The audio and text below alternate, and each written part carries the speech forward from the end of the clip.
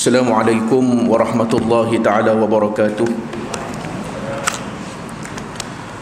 Ila hadratin Nabil Mustafa Rasulillah sallallahu alaihi wasallam wa ila kafatil anbiya'i wal mursalin wa sa'iris sahabati ajma'in wa bi jami'il muslimina wal muslimat wal mu'minina wal mu'minat min masyariqil ardi ila magharibiha وخصوصا إلى أرواح آبائنا وأمهاتنا أجمعين شيء لله لهم الفاتحة. أعوذ بالله من الشيطان الرجيم. بسم الله الرحمن الرحيم. الحمد لله رب العالمين الرحمن الرحيم مالك يوم الدين إياك نعبد وإياك نستعين اهدنا الصراط المستقيم صراط الذين أنعمت عليهم غير المغضوب عليهم ولا الضالين آمين. الحمد لله الذي بنعمته تتم الصالحات وبفضله تتنزل الخيرات والبركات وبتوفيقه تتحقق المقاصد والغايات وبإحسانه المتواصل لعباده المؤمنين يرتفعون إلى أعالي الدرجات. وأصلي وأسلم على سيدنا محمد سيد السادات وقدوة القادات وخير مخلوق في الأرض والسماوات وعلى آله وأصحابه معادن الحكمة وأمن الأمة ومفاتح البركات وتابعيهم بإحسان إلى يوم الميقات. اللهم اخرجنا من ظلمات الوهم وأكرمنا بنور الفهم وافتح علينا بمعرفة العلم وسهل أخلاقنا بالحلم واجعلنا ممن يستمعون القول فيتبعون أحسنه. رب يسر وأعن يا كريم وافتح بالحق وأنت الفتاه العليم. سبحانك لا علم لنا إلا ما علمتنا إنك أنت العليم الحكيم. ولا حول ولا قوة إلا بالله العلي العظيم. آمين ثم أما بعد. فقد قال الله سبحانه وتعالى في محكم تنزيله أعوذ بالله من الشيطان الرجيم. وقال الشيطان لما قضي الأمر إن الله وعدكم وعد الحق إن الله وعدكم وعد الحق ووعدتكم فأخلفتكم وما كان لي عليكم من سلطان إلا أن دعوتكم فاستجبتم لي فلا تلوموني ولوموا أنفسكم ما أنا بمصرخكم وما أنتم بمصرخي إني كفرت بما أشركتمون من قبل إن الظالمين لهم عذاب أليم. صدق الله العظيم. Surah Ibrahim ayat yang ke-22.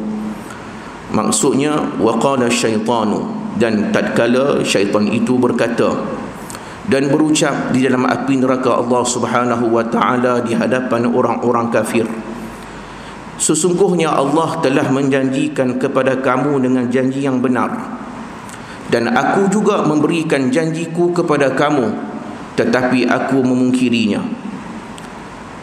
Dan sebenarnya aku tidak ada sebarang kuasa buat kamu, melainkan aku hanya mengajakmu untuk melakukan kejahatan, tetapi kamu sanggup menurut kata-kataku. Dan sesungguhnya tidak kamu layak untuk menyalahi diriku, dan kamu salahkan dirimu sendiri. Sesungguhnya aku tidak akan mampu untuk membantumu, dan kamu juga tidak akan mampu untuk membantu aku daripada api neraka Allah ini. Sesungguhnya aku kufur dan mengingkari terhadap apa yang kamu telah syirikkan buat aku. Sesungguhnya orang yang zalim itu bagi mereka azab yang sangat pedih. Sadaqallahul azim, surah Ibrahim ayat yang ke-22. Yang saya hormati pengurusi masjid, tak ada kan, kuarantin. Seluruh ahli jawatan kuasa masjid, sebut pilah kan, walaupun tak ada kita sebut. Baik, para imam, para bilal yang siap, hadirin muslimin dan muslimat, mukminin dan mukminat, para asatizah, guru-guru yang dirahmati Allah Subhanahu wa taala. Alhamdulillah, kita bersyukur pada Allah Subhanahu wa taala pada malam ini kita bertemu kali pertama. Tapi saya tengok muka macam pernah tengok muka ni. Tengok muka macam biasa duduk tengok je kan. Sebab saya duduk mengajar sini, duduk tengok muka yang sama. Jadi saya ingatkan kok ada orang lain, muka lain, tapi muka lain pun ada juga kan. Tapi tengok muka yang sama, baru nak perkenal diri. Tak payah perkenal sebab muka yang sama dia perkenal. Jadi tak payah kenal lah, tak apalah, kita terus masuk tajuk lah. Jadi malam ni hadirin muslimin dan muslimat yang dikasihi oleh Allah, kita kelas pertama kita pada malam ni di sini kali pertama lah. Saya berat hati nak kuliah bulanan sebab masa saya penuh. Tuan-tuan ni kira menang lah kiranya. Tahu menang lah, bergaduh. Tuan-tuan bergaduh dengan kira duk berebut. Kira berebut lah, berebut dengan tempat yang lain. Jadi berebut tempat lain, last sekali tuan-tuan menang. Saya pengadilnya, jadi tuan-tuan menang lah kan. Malam ni ada dua tempat, dua tempat minta untuk kuliah bulanan juga.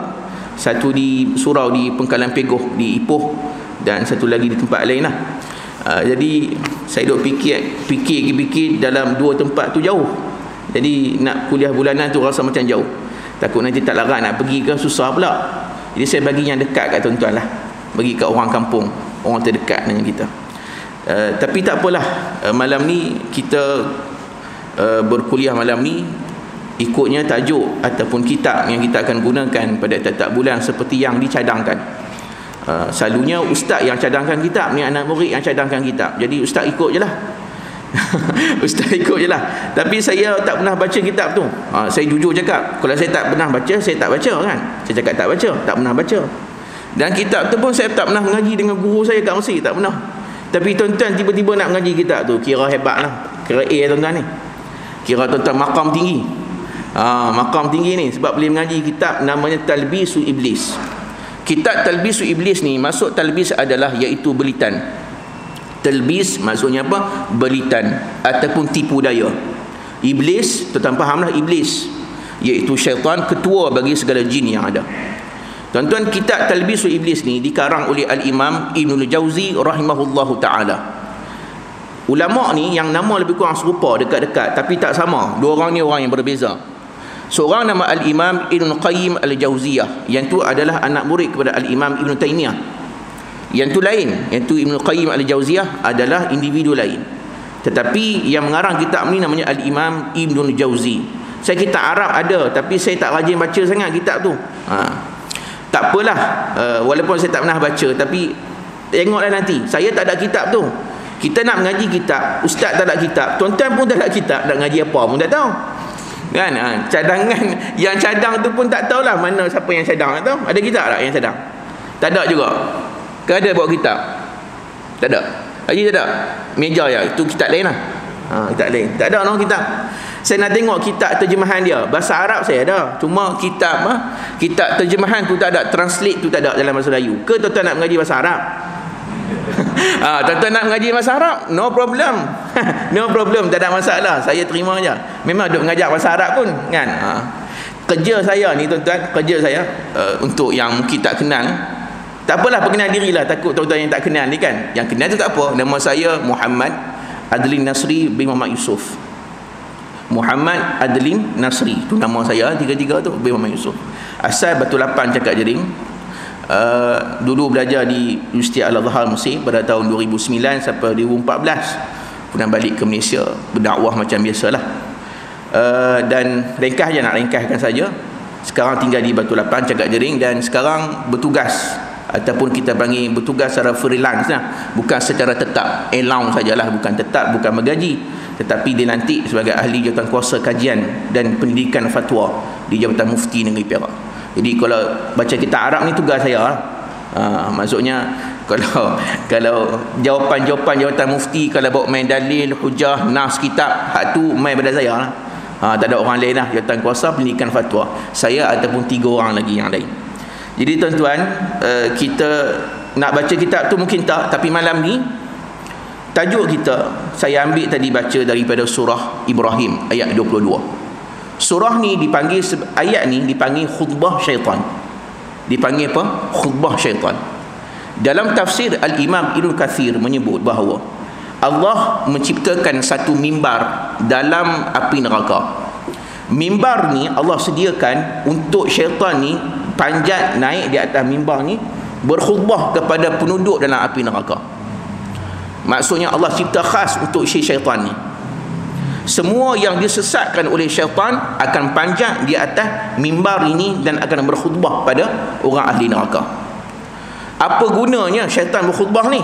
Gunanya adalah untuk memberikan penyesalan yang bertindan-tindan kepada orang dalam api neraka. Nak bagi mereka ni rasa lebih sedih, lebih kecewa, lebih marah, lebih geram dengan syaitan. Jadi teks khutbahnya itu terkandung dalam ayat 22 surah Ibrahim ni. Teks khutbahnya terkandung dalam ayat ni.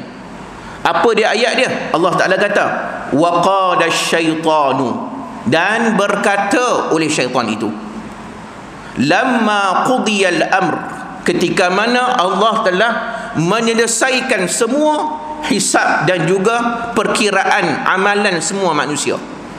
Maksudnya kalau tengok dalam tafsir dia sebut lamma qudiyal amr, bermakna maksudnya qudiyal amr tu maksudnya yang ahli neraka menuju ke neraka, yang ahli syurga masuk ke syurga. Itu qudiyal amr. Ahlun nar yadhhabu ila nar wa ahlul jannati yadhhabuna ila jannah. Yang ahli syurga pergi ke syurga, yang ahli neraka pergi ke neraka. Maksudnya Allah dah putuskan apa yang sepatutnya, tempat yang selayaknya buat manusia. Yang kat padang mahsyar kosong, tak ada dah, habis, selesai. Yang ni maksudnya khutbah ni berlaku bila? Lepas daripada selesainya hisab. Selesainya hisab manusia ni, semua dah masuk neraka syurga, barulah syaitan ini dia memulakan merasmikan neraka dengan khutbah dia. Dia rasmikan neraka dengan khutbah dia. Ni kata-kata aluan. Kalau syurga, malaikat yang sambut, ahlan wa sahlan wa marhaban, selamat datang, datang. Masuklah ya ibadi, wahai hambaku, masuk ke syurgaku. Tapi kalau neraka, yang sambutnya syaitan. Khutbah yang pertama dia dengar ni, khutbah ni lamma qudiyal amru. Innallaha, yang ni adalah kalam dia yang pertama. First kali sebahagian guru kami sebut nak menunjukkan kalau dia bercakap ni, dia terus kata innallaha, sesungguhnya Allah. Masuk dia tak mula dengan bismillah, assalamualaikum, semua tak ada. Dia start terus. Tuan-tuan kalau berucap, kalau tak mula dengan bismillah, puji pada Allah, selawat ke atas Nabi, tuan-tuan terus start cakap ya, start ceramah, maka itu lebih kurang macam khutbah syaitan jugalah. Lebih kurang khutbah syaitan juga. Tapi tak payahlah, saat lagi nak jumpa ustaz, assalamualaikum ustaz, bismillahirrahmanirrahim, alhamdulillah, wassalatu wassalamu ala rasulillah, jemput makan ustaz. Oh, kemah ni. Kira nak cakap dengan kita pun mula bismillah dah. Ni kira kemah lah. Kalau boleh buat kira A lah. Tapi bukan maksudnya macam tu. Maksud bila kita berucap, mesti kena mulakan dengan mukadimah dulu. Puji pada Allah dengan nama Allah. Kita sebut selawat ke atas Nabi. Itu adab bila berucap. Tengok syaitan punya adab, dia terus cakap ya, straight to the point. Innallaha wa'adakum. Dia kata kat penduduk ahli neraka, hei ahli neraka, innallaha wa'adakum. Kamu tahu tak, dulu Allah dah janjikan kepada kamu. Dulu Allah sebut dalam Quran, Allah bagi amaran, wa'adal haqqi, yang dia cakap tu betul. Syaitan bukan dia kata Allah cakap tak betul, dia lagi beriman pada Allah. Dia percaya yang Allah cakap tu betul. Cuma dia nak buat kita tak percaya. Faham tak ni? Itu tujuannya. Tujuannya menyesatkan kita. Kiri, kanan, atas, bawah, depan, belakang, semua dia main. Dia tak boleh main kat sini, dia main kat sana. Dia akan datang daripada segenap penjuru, daripada diri kita. Dia tak boleh buat macam ni, dia buat macam ni. Segenap amal ibadat kita, daripada kita ambil wuduk Daripada kita taharah pakai baju sampai solat, ada geng-geng syaitan laknatullah ni yang akan ganggu kita. Saya cakap ni, syaitan ni dengar dalam ni dah. Saya kena cakap lah, kena habaq lah. Mana? Dekat keliling kita ni ada. Allah ciptakan dia untuk sesatkan kita. Bagi letih buat amal ibadat, bagi penat nak buat amal ibadat, bagi letih. Ni yang dinamakan sebagai waswas. Tuan-tuan, dalam kitab Fathul Alam bi Syarhi Mursyidil Anam, Al-Imam Abdullah Al-Jardani dia sebut, dia kata apa?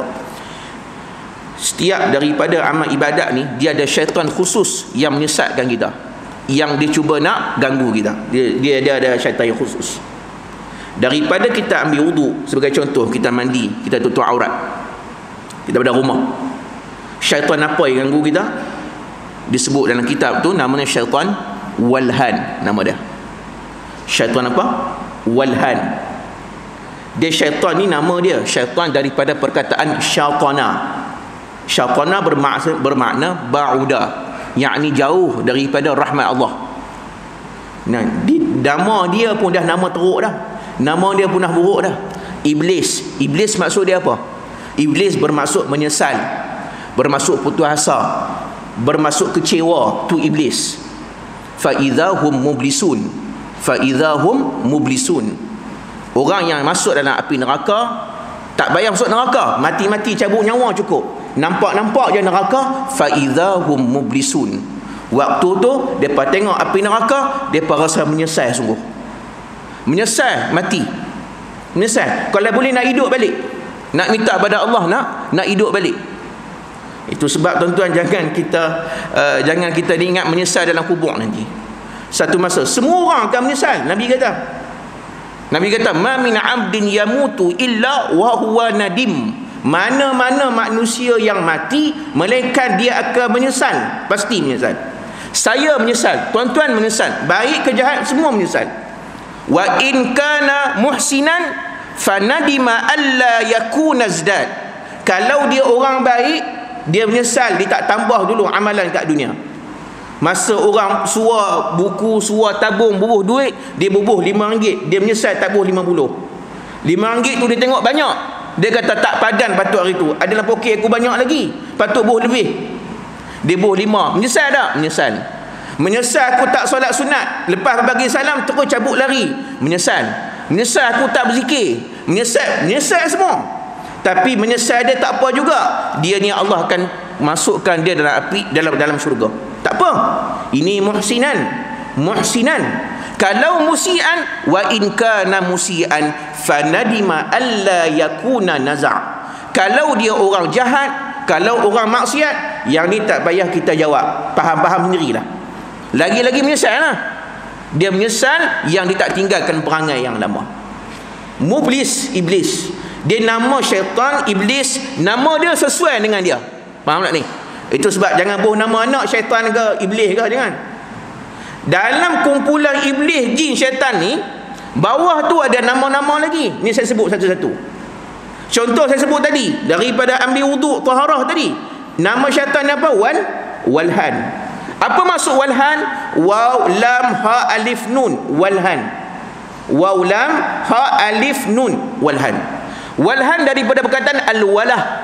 Al-walah bermaksudnya apa? Bingung. Tahu bingung? Bingung, keliru, itu maksudnya walhan.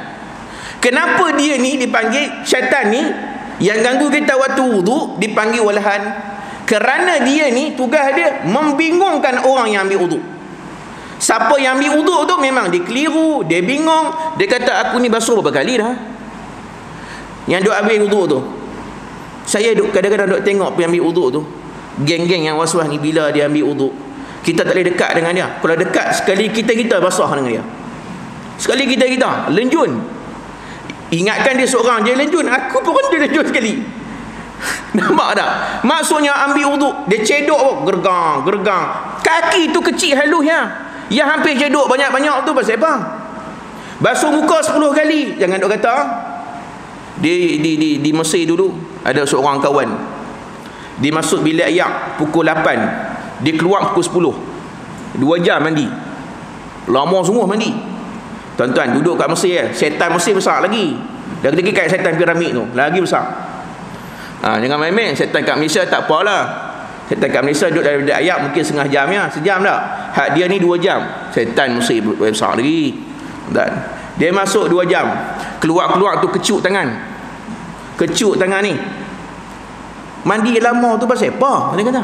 Dia rasa-rasa macam tak rata. Mandi junub lah ni, mandi junub. Rasa macam tak rata. Tak rata apa? Orang mandi lori 15 minit dia. Badan hang dengan lori mana lagi besar?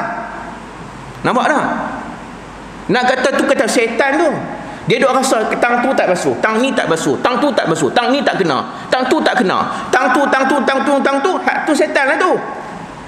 Hak tu setan yang bisik kat telinga hak tu lah. Dia kata tak. Ada seorang lagi pula pergi Mekah.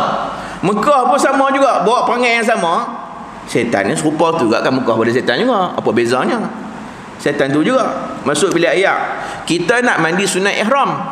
Kita pas lah kat dia, tak apa, hampir masuk dulu. Kan Pak Long masuk dulu. Ni kira Pak Long ni orang tua kat pada kita kan. Masuk dulu Pak Long. Kita duduk tunggu. Bila lah kita nak mandi ni? Bilik kongsi 4 orang sebilik tak? 4 orang sebilik. Dia masuk bilik air, 3 orang duduk kat luar lagi lah. Main nak kencing nak terberak ni macam mana? Macam tu lah pergi umrah kan. Tapi dia masuk bukan lain lama. Bunyi air bunyi. Kok lah meninggal. Kok dalam tu dah sejam lah tak masuk tak keluar. Sejam lah masuk tak keluar. Kok meninggal ke? Meninggal kok tak bunyi air kan. Ni gergang bunyi air kan. Maksud dia mandi lagi. Kita pun dengar. Telinga ni kita pasang kat pintu tu, buat apa orang tua ni? Rupanya nawaitu. Sejam lah nawaitu tak fikir. Nawaitu. Di sekolah menengah dulu ada budak. Dia muda lah, sekolah best saya lah ni. Masuk tandas. Dia duduk mengaji. Ni duduk mengaji bab mandi junub ni. Ayat jatuh kena kepala, baru start niat. Betul tak? Hak tu duduk mengaji kan. Ayat jatuh kena kepala, baru start niat. Jadi dia duk faham itulah kan. Dia duk faham lagi pening, lagi payah dia punya faham. Iaitu bila ayat jatuh, start niat. Kena ayat tu tak sahaja. Bila macam tu, last sekali dia main acah-acah dengan ayat tu. Tu main acah-acah. Sahaja gitu. Sahaja. Dia pakai ayat pancuk main kuat atas. Tak pening kepala. Tu bila nak habis? Dia main acah-acah dengan ayat pula dah. Dia kata tak kena, niat tu tak masuk. Time ayat tu jatuh, niat tak kena pula dah. Bukan maksud macam tu. Maksud dia adalah bila kita kenakan ayat tu mengalir. Waktu tu kita boleh niat lah bila-bila masa. Yang tak betul ini dah mandi, habis selesai lak badan baru nak niat. Hak tu barulah orang kata tak seiring. Faham tak ni? Dah mandi pi lak badan, kering dah. Baru nak niat sahaja aku angkat hada besar. Hak tu baru tak sah. Ni dia main macam ni. Tu kata syaitan. Puncanya apa? Manba'uhu minal jahli, kata para ulama. Punca dia daripada jahil. Itu punca dia. Tak ada apa benda pun yang kita duk rasa was-was tu. Yang buat was-was tu semua, yang ganggu tu semua siapa dia? Nama syaitan itulah namanya walhan. Sampai penat dia nak bagi basuh muka tu, nak seiring dengan niat tu. Basuh muka sahaja aku angkat ada kecil tu. Basuh muka tu tak kena lagi 10 kali dah. Basuh muka. Last kali ada seorang tu last kali tengok depan mata sampai dia tersandak letih. Kita kesian tengok. Kesian pasal apa? Sebab dia dah kena dah dengan perangai syaitan. Apa beza waswas dengan syak? Waswas dengan syak apa beza? Waswas ni kita dah buat dengan yakin. Tapi kita tambah buat lagi. Yakin dah. Syak ni dia hanya 50-50. Contoh misalnya, ulama bagi contoh. Kalau kita basuh tangan, ni kerap kali dia ambil wuduk ni kan. Basuh 3 kali. 3 kali kata para ulama sunat kita baca dengan buat basuh 3 kali. Nampak tak? Yakinan. Dalam kitab Bushul Karim dia kata tambah, dia kata apa? 3 kali dengan yakin. 3 kali dengan yakin. Kalau dah yakin 3 kali, tetapi tambah yang keempat, hukumnya makruh. Okey, faham tak? Hukumnya makruh. Kalau ayat tu ayat tuan-tuan, dia ada syarat lagi. Makruh kalau lebih daripada 3 kali basuhan, makruh. Kalau ayat yang tuan-tuan mandi tu, ambil wuduk ke, itu ayat tuan-tuan punya. Ayak di rumah ke, bilik ayak sendiri ke, tak apa. Tuan-tuan basuh lebih 3, makruh je. Okey nah, faham nah? Tetapi kalau ayak waqaf, yakni ayak masjid, wa ammal fawas wa ammal fasaqi wa musabbali faharamun. Dalam kitab Busyul Qari dia kata apa? Dalam kitab fiqh mazhab Syafi'i dia kata, adapun kalau tuan-tuan buat macam tu, kat paip ayak masjid yang waqaf, tuan-tuan tambah lebih pada 3, hukumnya bukan makruh, hukumnya haram. Faham tak ni? Haram. Tu sebab orang waswas yang kena ganggu dengan syaitan, innallaha wa'adakum wa'dal haq. Ni syaitan dah berjaya, dia seronok dah. Kita buat benda haram. Pasal apa? Sebab ayak masjid, ayak waqaf, kita boleh guna dia hanya untuk maslahat solat yang diwakafkan saja. Ayak masjid tu untuk ambil wuduk. Ambil wuduk je. Boleh faham tak? Ambil wuduk sahaja. Tuan-tuan bawa main kereta, pergi basuh guna ayak masjid, haram. Sebab dia bukan tujuan dia, bukan sebahagian daripada niat orang yang mewakafkan ayak tu. Ayak tuan-tuan tu, tuan-tuan bayar tak ayak tu? Ayak tu tuan-tuan bayar sendiri ke? Tak. Guna duit masjid, pergi bayar duit ayak. Boleh faham tak? Kalau tak guna duit masjid, kalau free sekalipun, wakaf. Wakaf ni tak boleh kita gunakan untuk tujuan lain. Jadi bila dia basuh tangan 3 kali, tujuan untuk wuduk, tak apa, itu sebahagian daripada tujuan wakaf untuk ambil wuduk. Boleh, silakan ambil wuduk di masjid, tak ada masalah. Tapi kalau basuh lebih pada 3, hukumnya bukan makruh lagi dah, hukumnya haram. Boleh faham tak? Dan juga dalam kitab sebut, ada pun juga dia panggil apa? As-siqayah, iaitu tempat bagi minum ayak ni. Tu kawi belakang tu. Contoh, ada saya perhati, ada orang pergi kat ayak kawi tu, dia tak minum ayak tu. Dia buat apa? Dia pergi ambil ayak tu, dia tuang tangan, basuh tangan. Ataupun dia ambil ayak tu, dia ambil wuduk guna ayak tu. Ataupun dia ambil ayak tu dengan tujuan selain pada minum. Senang cerita, tujuan selain pada minum. Hukumnya haram, tak boleh. Sebab tu adalah wakaf. Kau jangan main-main. Wakaf ni, kalau dah niat untuk sesuatu benda, tak boleh buat benda lain. Masjid dah jadi wakaf untuk masjid, boleh dah ubah jadi shopping komplek? Tak boleh. 7 lapis langit, 7 lapis bumi, dia adalah masjid sampai bila-bila. Faham tak ni? Tu kena faham. Wakaf ni bahaya. Siapa yang nak guna ayak yang diwakafkan, kalau ayak tu untuk wuduk saja, dia tak boleh lebih lain pada tu, tak boleh. Itu alasan kenapa siapa yang basuh lebih pada 3, ya, basuh 4, 5 kali dekat paip ayak masjid ataupun air yang diwakafkan, hukumnya adalah haram. Jadi maksudnya dia bukan isu makruh saja, haram jadi. Tuan-tuan kalau nak basuh lebih, pergi basuh kat rumah. Yang saya duk tengok perangai macam tu, basuh di masjid. Simbah kaki ni, basuh kaki ni sampai lebih daripada 3 kali. Dosa dah tu, haram tak? Haram. Memang tak? Awak rasa macam pelik biasa duk buat lah. Berat kan? Tu kena belajar bab hukum masjid. InsyaAllah akan datang jawatan agama Islam dia juga di joint venture dengan joint venture lah kot, no? Istilah orang joint venture kan, dianjurkan juga dengan jawatan mufti. Kita ada dah siap dah satu kitab model dipanggil fiqh pengurusan masjid. Dalam tu ada beberapa hukum yang berkaitan dengan masjid. Hukum masjid ni panjang, banyak. Hukum masjid ni banyak. Baru-baru ni saya tulis satu untuk mesyuarat jawatan kuasa fatwa tentang perbahasan pasal masjid. Contohnya bila ayak yang bergabung dengan masjid, apa hukum dia? Ya, bila ayak yang bergabung dengan masjid berada di luar kiri dan kanan, adakah sebahagian pada masjid? Boleh faham tak?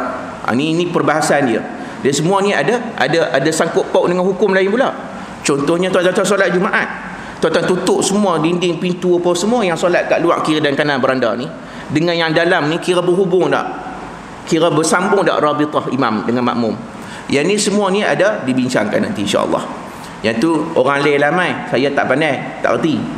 Jahil kan. Boleh cerita sikit-sikit lah. Hak tu yang pandai pun kan.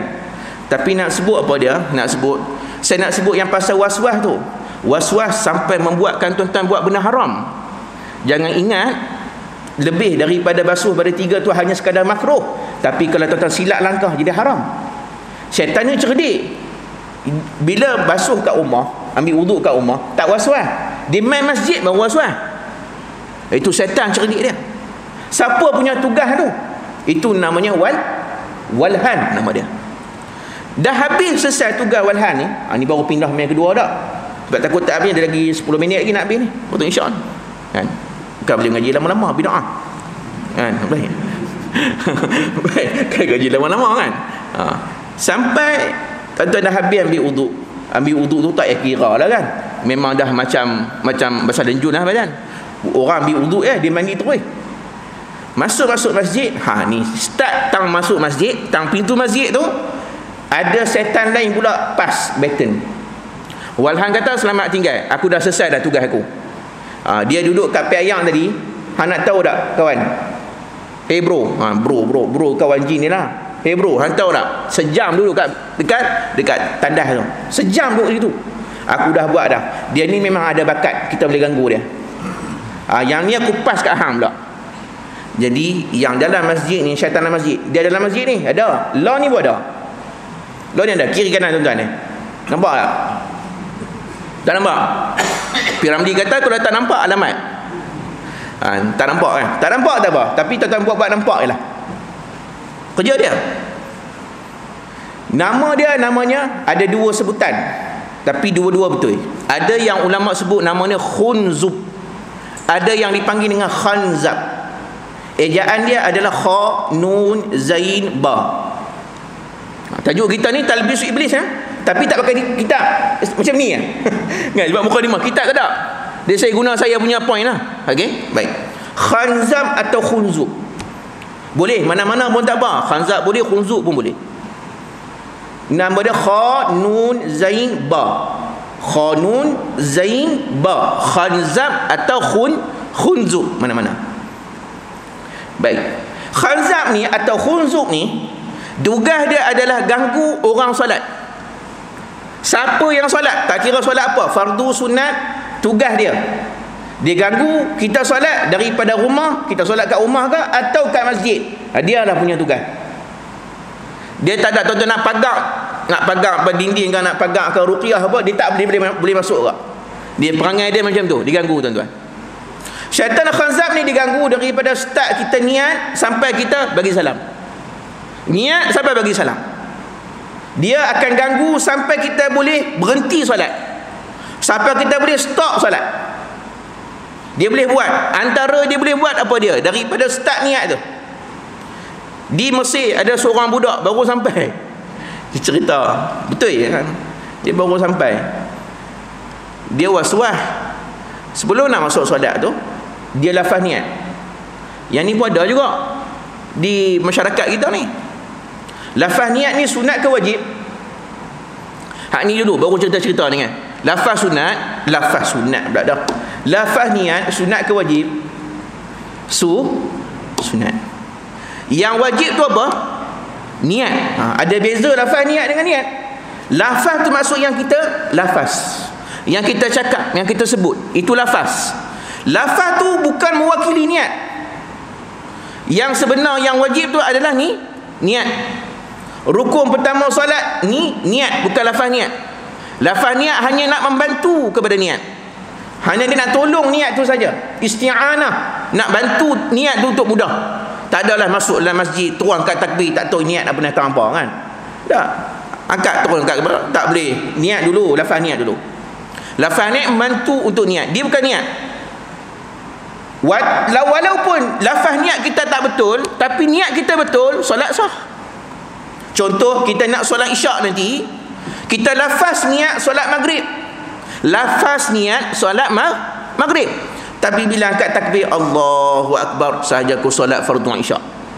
Tengok, niat di hatinya isyak, lafaznya adalah maghrib. Solat dia sah tak? Sah. Sebab apa? Yang dia ambil kira, yang wal ibratu bima qasadahu fil qalbi. Yang dia ambil kira apa yang diniatkan dalam hati. Itu tempat dia.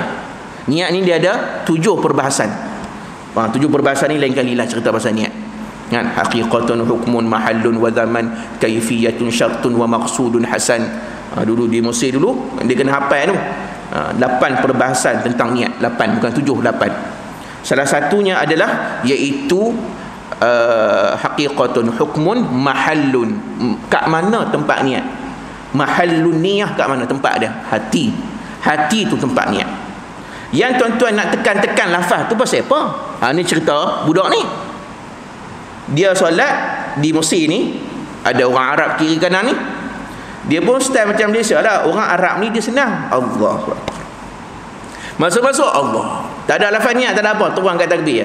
Tapi entah apa dia niat pun tak tahu. Tu Arab lah. Tak semua lah dia cerdik pun kan. Ada kat jahil pun ada. Jahil ada. Jangan kata apa. Jahil ada. Kalau orang Arab ni, Mesir ni, kalau jahil sungguh. Kalau alim Masya Allah. Tak boleh nak kata apa. Itu realiti lah. Jadi dia ni niat, lafaz niat dulu. Usalli. Ni perangai. Usalli tak habis.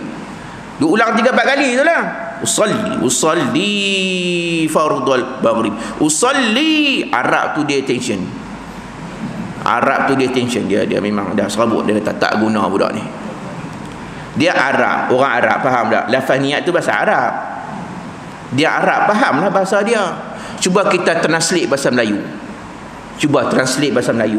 Sahaja aku solat. Sahaja aku solat. Cuba nak. Kalau orang duduk sebelah kita, duduk lafaz niat macam tu, tak serabut perut. Arab lagi serabut perut. Dia duduk bunyi bahasa dia. Usalli fardhu. Usalli 5-6 kali duduk usalli tak habis-habis lagi. Yang lafaz yang ditekan ulang 10 kali tu pasal apa? Yang tu bukan niat. Takbir terus lah. Ni tu imam dah baca surah dah, hang usalli tak habis lagi. Arab tu tension, dia berhenti. Arab ni kalau dia marah semua, dia berhenti. Dia tampak belakang. Hei, nak solat je lah. Habaq orang apa? Dia kata macam tu. Nak solat lah. Nak habaq orang pasal apa? Betul ya. Sahaja aku solat. Aku tahulah nak solat. Yang habaq orang pasal apa? Duk habaq nak solat. Nak solat tak solat lagi. Arab tu marah. Budak tu sekali setan dengan dia lari. Dah kena marah haram. Arab ni kalau kasar dia tampak. Tapi dia apa kalau tampak gaduh sekejap ya. Kita kalau tegur, jangan kata tampak, tak cerita tampak lah. Tegur pergi. Bulan depan tak main dah masjid. Betul tak? Orang Melayu ni jenis apa? Hati tisu. Senang koyak. Nak buat macam mana kan? Macam tu. Arab dia tahu, dia cekal. Dia buat orang macam tu juga lah. Dia tampak dekat budak tu dengan setan, dengan dia lari. Last sekali balik solat di rumah. Nampak tak? Maksudnya apa? Tu siapa yang buat perangai macam tu? Siapa yang punya tugas tu? Tugas tu si Khanzaknya. Ni perangai ni. Solat tak solat lagi. Baru niat, baru lafaz niat. Belum takbir lagi. Tu kalau main takbir tak tahu. Allah. Dia siap dengan silat, dengan masuk lah. Tak tahulah. Silat gayung, langkah 4, langkah 3. Semua duk main lagi. Allah. Paham lagi baru tahu. Kan? Duduk Allah. Singgung lagi orang tahu. Kan? 3-4 kali dua Allah berhenti. Haram, berdosa. Lagi-lagi kalau dah sempurna takbir, tuan-tuan berhenti, tuan-tuan sambung balik, hukumnya haram. Sebahagian pada guru ada seorang ngajak sini kot, kan? Ada seorang ustaz ngajak, rasa ustaz ngajak sini. Dia tanya, dia kata, Syekh, kenapa dalam mazhab Syafi'i bila kita takbir yang pertama dah masuk, kemudian kita berhenti, lalu kita takbir yang kedua, takbir kedua tu batal. Bila takbir yang ketiga pula baru masuk balik solat. Takbir keempat pula batal. Maksud dia apa? Maksudnya yadkhulu fi salati bil autar wa yakhruju minha bil ashfa'. Ni dalam kitab Hasyiah Al-Imam Al-Bajuri dia kata. Hasyiah Imam Al-Bajuri dia kata apa? Orang yang takbir 3-4 kali ni, hukum dia adalah dia masuk dalam solat dengan bilangan witir, yakni ganjil. Dia keluar solat dengan bilangan genap. Faham tak? Masuk kalau dia takbir 10 kali, takbir 1 masuk, takbir 2 keluar, takbir ketiga masuk balik, takbir keempat keluar balik solat. Nampak tak? Dan dia sebut dalam kitab Hashar al-Bajuri, setiap kali dia masuk, dia keluar, dia masuk, dia keluar, setiap kali itulah dia melakukan dosa. Tuan-tuan boleh kita buka kitab Al-Qaul Tam fi Ahkamil Ma'mum wal Imam. Dia sebut dalam kitab tersebut, orang yang waswas dalam salat, dia anggap dihukumkan oleh Imam Ibn Ahmad sebagai fasik. Sebab apa fasik? Sebab dia buat dosa. Banyak kali buat dosa. Syaitan ni dia suruh kita buat dosa, dia tak suruh kita buat benda makruh. Faham tak ni? Itu tugas dia. Kalau kita takbir 3-4 kali kita rasa macam biasa, yang tu tuan-tuan dah ada masalah, something wrong. Dosa tuan-tuan takbir lebih daripada sekali. Cukup takbir sekali memadai. Tapi ustaz, saya takbir 3-4 kali tu bukan apa, saya takut tak terlepas, takut ni niat tu tak sampai, dia kata. Niat tak sampai lagi ustaz. Tak sampai saya kata. Yang tak sampai tu hang nak niat semua sekali, full package niat tu, memang tak sampai lah. Niat tu hanya yang rukun tu 3, yang lain tu semua sunat. Nak ambil yang full package memang lambat lah nak habis. Allah, sahaja aku solat fardu zuhur 4 rakaat mengikut imam tunai, imamnya Haji Ishaq kerana Allah Ta'ala. Boleh faham tak? Ni dalam kitab sebut. Dia kata mengikut imam, ada setengah orang dia tambah pula, dia ta'yinkan nama apa tu imam tu, Imam Haji Ishaq. Haji Ishaq lah, dia boleh tambah dalam tu. Tambah tu apa guna? Tak ada guna. Faham tak ni? Tambah tu tak ada guna. Yang pergi tambah tu pasal apa? Dalam kitab mazhab Syafi'i, Qawaid Fiqh, dia kata kalau kita tambah imam, cukuplah imam kan, makmum berimamkan. Maksudnya makmuman berimamkan maksudnya. Ni tambah lagi Haji Ishaq. Kalau bukan Haji Ishaq jadi imam, Haji Zainal jadi imam, batal solat. Nampak tak? Ini bukan kisah lawak, cakap betul ni. Nampak tak? Sebab apa? Sebab benda yang dia tak wajib ta'yin, bila tersilap ta'yin, maka batal solat dia. Ni faham tidak? Wallahu alam. Bila kita nak ta'yin satu benda tapi tersilap ta'yin, batal solat. Kita nak ta'yin bilangan rakaat, misal contoh, rakaat tu sunat je niatnya. Niat rakaat tu sunat. Solat Isyak 4 rakaat. Kita tersilap ta'yin, kita sebut 3 rakaat dalam niat. Batal solat kita. Nampak tak? Oleh sebab itu nak lebih selamat, tak payah. Niat tu qasad, ta'arrud, ta'yin. Cukup. Sahaja aku solat fardu zuhur. Sahaja aku solat tu qasad. Ta'arrud, sahaja aku solat fardu, ta'arrud, ta'yin, zuhur. 3 tu saja. Tata niat 3 tu lepas tak? Sampai tak? Dan tak? Dan. Siapa kata tak dan? Sahaja aku solat fardu zuhur, dan sahaja aku solat fardu maghrib, sempat. Yang tak sempat tu pasal apa? Habislah tekat tu lah. Kan? Tak apa, sikit lagi. Katakanlah, okey, ya ni penamat lah, habis lah. Lepas tu berhenti lah. Kita tak marah pula kan, duduk tengok jam. Saya paling rimah orang duduk tengok jam. Tahulah masuk dah waktu, sabar dulu. Tempat lain macam tu kan, bila lajak sikit, lajak dia tengok jam. Sabar dulu, saya duduk tengok muka tuan-tuan ni. Jangan duduk tengok tempat lain. Tengok dia teliti dulu, sikit lagi. Nampak tak? Bukan kita lajak lama sampai dekat sejam dah. 5 minit 2 minit insya-Allah. Katakanlah ni contohnya, dia kata saya tak lepas lagi. Dia tak. Sahaja aku solat fardu maghrib pun tak lepas juga. Ni kira parah lah ni. Kronik sekali. Ni paling kronik, geng-geng waswas ni paling kronik. Kalau macam tu saya kata tak apa. Macam ni, ada jalan dengan saya ni tak? Ada jalan tak? Ada jalan. Jalan ni adalah yang ni, yang saya sebut jalan ni, jalan penyelesaian ni, bukan saya ambil daripada kitab lain, kitab Wahabi ke, bukan. Ni daripada kitab Sabilul Muhtadin. Sabilul Muhtadin karangan Al-Imam Al-Syekh Arsyad Al-Banjari. Kitab Jawi lama. Ya, kitab fiqh mazhab Syafi'i. Dia sebut, dia kata apa? Kalau sekiranya orang ni dia ada kena penyakit waswas, setiap kali dia takbir mungkin dia tak lepas niat dia. Kan? Contohnya dia tak lepaslah niat dia. Sewaktu Allah sampai bar tu, dia tak boleh lintahkan 3 niat tu, tak sempat. Maka dia kata maka boleh bagi dia untuk bertaklid dengan pandangan mazhab Hanafi dan mazhab Hambali dan mazhab Maliki.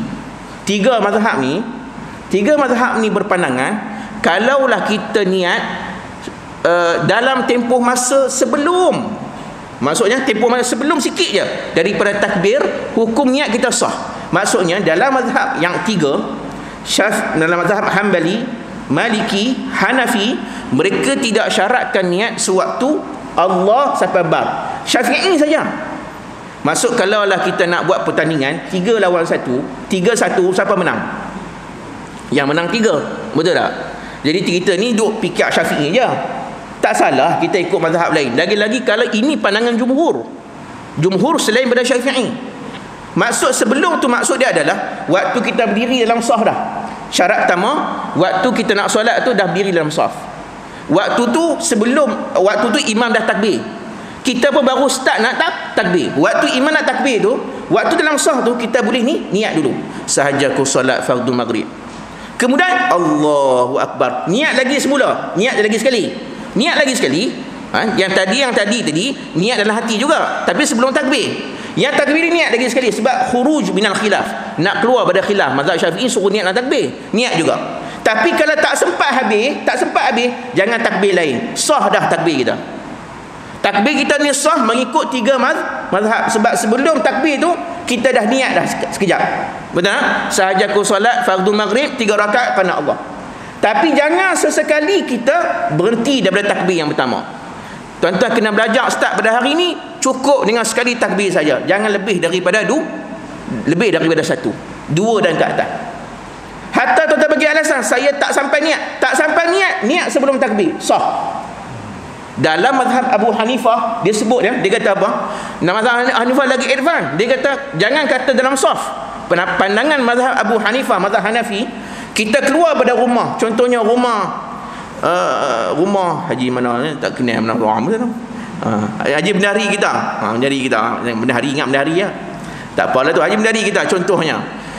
Dia main daripada rumah dekat ke jauh? Dekat ya, dekat. Main dekat daripada pintu rumah tu. Haji boleh niat dah. Buka-buka pintu tu, sahajaku solat fardu maghrib. Padahal masjid tak main lagi, tak pergi lagi.